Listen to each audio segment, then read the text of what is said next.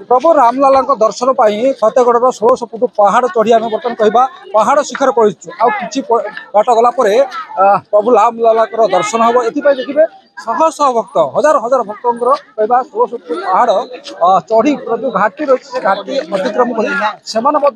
प्रभु रामलाला दर्शन पर पहाड़ शीर्ष को यात्रा कर देखिपे आम आपन को देखू 1600 फुट पहाड़ पर किभली रामलाला मंदिर निर्माण करा जो प्राण प्रतिष्ठा उत्सव चली दर्शन पाई किभली भाव में राम लक्ष्मण सीता को किभली भाव में दर्शन करा व्यवस्था ग्रहण करा आपको आम देखू तेणु देखिपे समस्त मध्य उत्कंठा रही कारण 1600 फुट पहाड़ घाटी अतिक्रम कर रही प्रभु रामलाला को दर्शन करेंगे सीता को दर्शन करेंगे लक्ष्मण को दर्शन करेंगे बजरंगी हनुमान को दर्शन करेंगे 1600 फुट पहाड़ जो रही पहाड़ शीर्षक में मत यात्रा करपन को देखू से 1600 फुट पहाड़ पर बौलमाल सुसज्जित होता से रामलाला मंदिर में किभली रही राम लक्ष्मण सीता हनुमान जो प्राण प्रतिष्ठा करने किभली भाव में दर्शन कर भक्त तार सीधा सड़क दृश्य आपन को आम देखू पाखापाखि 1.5 घंटा समय अतिक्रम करने आम फतेगढ़ जो गिरी गोवर्धन पहाड़ रोचे जो भव्य राम मंदिर आप देखिपे आम पहुंची जाइए केवल आपन को देखू प्रभुंर प्राण प्रतिष्ठा पर प्रभु रामचंद्र लक्ष्मण सीता हनुमान को दर्शन कराइबू देखिपे लक्षाधिक लोक समागम होती कारण बाहर कह 3 किलोमीटर रास्ता अतिक्रम करने आमको 1.5 घंटा समय लगिगला जदिव लोक संख्या बढ़ुची किंतु समस्त मन में से गोटे उत्कंठा रही प्रभु को दर्शन करवा आम आपन को दर्शन कराइबू आम सहित आप जोड़ी रुहतु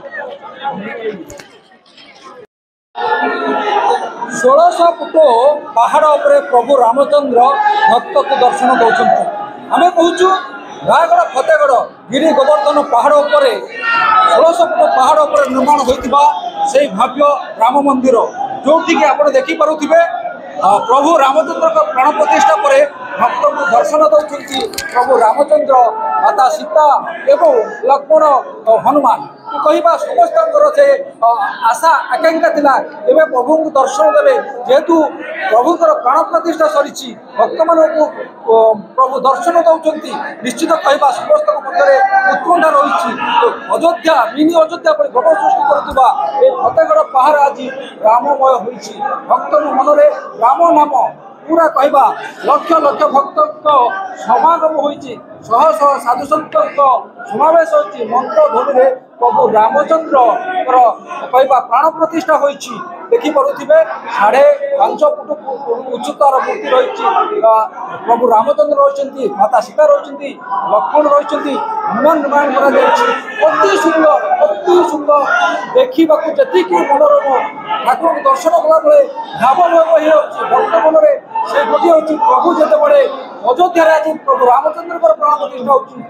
समय रायगढ़ जो रही भाव फतेगढ़ गिरी गोवर्धन पहाड़ 1600 फुट पहाड़ पर प्रभु प्राण प्रतिष्ठा होती प्रभु भक्त को दर्शन दौरान कौन कहवा कि भाव बर्तन सृष्टि होती जनसमागम बहुत बर्तमान 40 लाख लोक मिनिमम भक्त आसिक दर्शन कले पुणी आहरी बहुत भिड़ बर्तमान चली मंदिर में आई जो प्राण प्रतिष्ठा कार्यक्रम आम था ये तो शंकराचार्य द्वारा समापन होबार कौन कारणवशतः शंकराचार्य आसीपारे ना तो आमर यज्ञ जो मुख्य प्रजा श्रीजुक्त श्रीनिवास दास रामतर्काश्रम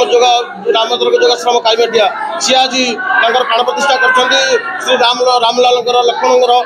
माता सीतांगर हनुमान जी प्राण प्रतिष्ठा से तेणु द्वारा प्राण प्रतिष्ठा कार्यक्रम समापन होती तो आगक काली पुणी यज्ञादि कार्यक्रम रका सूर्य पूजा गो पूजा इत्यादि कार्यक्रम रही शाला पूजा आमर व्यासदेवकृत अजात रामायण आहुति चली तो 24 तारीख दिन आमर पूर्णाहुति कार्यक्रम मंदिर प्रतिष्ठा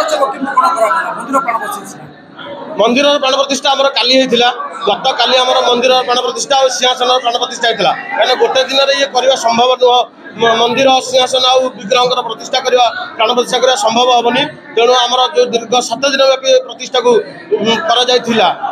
आमर काली गत काली सिंहासन आ मंदिर प्राण प्रतिष्ठा आज विग्रह मान प्राण प्रतिष्ठा होती। ଦୃଶ୍ୟ କାରଣ ଦୀର୍ଘ 7 ଦିନ ଧରି ପ୍ରଭୁଙ୍କର ପ୍ରାଣ ପ୍ରତିଷ୍ଠା ପାଇଁ ଆୟୋଜନ କରାଯାଇଥିଲା। ଯଦିଓ ଗତକାଲି ଥିଲା 21 ତାରିଖ ଦିନ ଥିଲା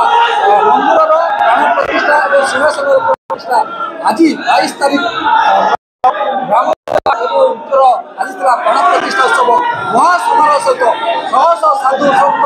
ଲକ୍ଷ ଲକ୍ଷ ଭକ୍ତଙ୍କ ସମାଗମରେ ଏବା ପ୍ରଭୁ ରାମଚନ୍ଦ୍ରଙ୍କର ପ୍ରାଣ ପ୍ରତିଷ୍ଠା ହୋଇଛି। ପ୍ରଭୁ ଭଗବାନ ଆଜି ଭକ୍ତମାନଙ୍କୁ ଦର୍ଶନ ଦେଉଛନ୍ତି। 1600 ଫୁଟ ପାହାଡ଼ ଉପରେ ଫତେଗଡ଼ର 1600 ଫୁଟ ପାହାଡ଼ ଉପରେ ପ୍ରଭୁଙ୍କର ଏ ଦର୍ଶନ ଭକ୍ତଙ୍କ ମନରେ ଭାବମୟ ସୃଷ୍ଟି କରିଛି। ସମସ୍ତେ ବିଭୋର ତେଣୁ ଭଗବାନଙ୍କୁ ଯେତେବେଳେ ଦର୍ଶନ ଦେଉଛନ୍ତି, ଭଗବାନଙ୍କୁ ଯେତେବେଳେ ପାହାଡ଼ ଉପରେ ଭକ୍ତଟି ଆଜି ଦର୍ଶନ ପାଇଛି ତା ମନରେ ଉତ୍କଣ୍ଠା ଦେଖିବାକୁ ମିଳିଛି। ନୟାଗଡ଼ ଫତେଗଡ଼ ରାମ ମନ୍ଦିର ପରିସରରୁ ଅବକିଶୋର ମିଶ୍ର।